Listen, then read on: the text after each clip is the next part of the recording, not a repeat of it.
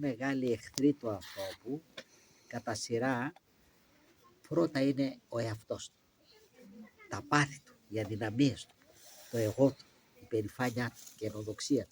Είναι ο πρώτος μεγάλος εχθρός του ανθρώπου και είναι μόλις 24 εκατοστά εδώ, στην καρδιά. Και εμείς οι ταλέποροι ψάχνουμε τους εχθρούς στην πεθερά μας, στον κονιάδο μας, στα αδέλφια μας, γιατί μας ανήκησαν, λέει, μας πήραν το χωράφι.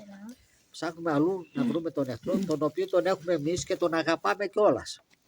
Και τον κουβαλάμε 24 ώρες το 24 ώρα. Είναι ο μεγαλύτερος εχθρός. Ο δεύτερος μεγάλος εχθρός του ανθρώπου, ξέρετε ποιο είναι? Ποιος είναι?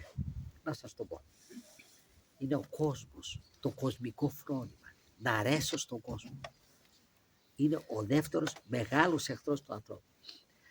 Οπότε εμείς οι άνθρωποι είμαστε κοσμοφοβούμενοι και όχι θεοφοβούμενοι. Φοβόμαστε τον κόσμο. Τι θα πει ο κόσμος?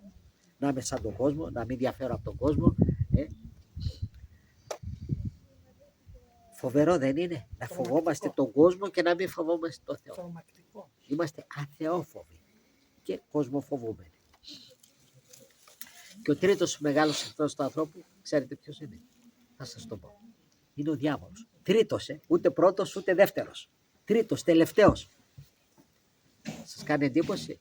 Γιατί αυτός δεν μπορεί να κάνει τίποτε εάν δεν του δώσουμε εμείς αφορμή. Διότι αυτόν ο Χριστός τον διάλυσε πάνω στο σταυρό και δεν έχει δυνάμεις πλέον. Εμείς του δίνουμε τις δυνάμεις. Εμείς του δίνουμε την εξουσία για να επέμβει. Γι' αυτό και είναι τρίτος στη σειρά.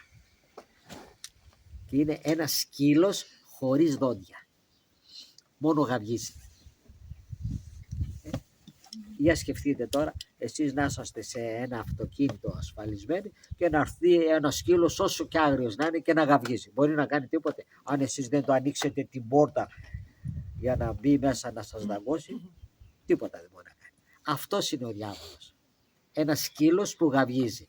Αλλά εμείς οι ταλέποροι το ανοίγουμε πόρτες, παράθυρα και του λέμε παίρνα μέσα.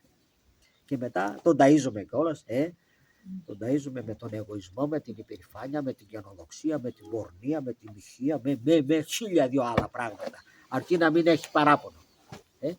Έτσι δεν κάνουμε? Και μας έχει αλυσοδεμένος μετά και κοντεύει να μας ξαφανίσει. Γι' αυτό και ψάχνουμε αλλού και αλλού τις χαρές. Σε ταξίδια, στην αμαρτία, στα πάθη, στις αδυναμίες, ψάχνουμε χαρά. Και από πού τη ψάχνουμε? Από εκεί που δεν υπάρχει. Διότι ο διάβολος τι καλό έχει για να μας δώσει? Έχει τίποτε καλό? Έχει χάσει ό,τι είχε τότε που ήταν άγγελος. Ήταν εωσφόρος. Φέρον το φως. Είναι ένας από τους μεγαλύτερους αρχαγγέλους. Με ένα τάγμα ολόκληρο. Αλλά νόμιζε ότι ήταν όλη αυτή η δόξα που είχε, νόμιζε ότι ήταν δική του ο ταλέπορης. Και μόνο που σκέφτηκε, λέει, θα γίνω και εγώ Θεός, θα βάλω το θρόνο μου, λέει, πάνω από το θρόνο του Θεού. Η έπαρσή του. Και από εκεί που ήταν φωτεινός, έγινε σκοτεινός και παρέσυρε και ολόκληρο τάγμα.